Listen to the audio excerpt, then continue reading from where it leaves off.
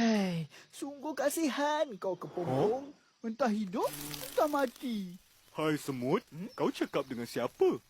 Dengan tu.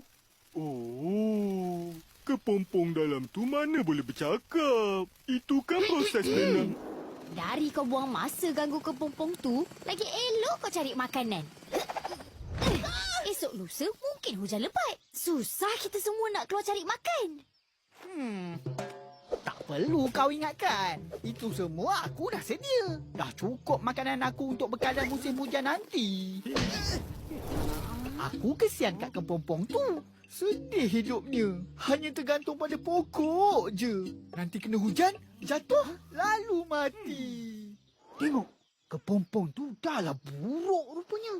Bercakap pun tak boleh. Kesian. Apa nak kesian? Dah itu memang kitaran hidup dia. Pandailah dia jaga diri. Nak hidup kan? Kau ni semut, tak padan kecil. Suka sangat hina dan ejek penghuni hutan. Tak baik tau.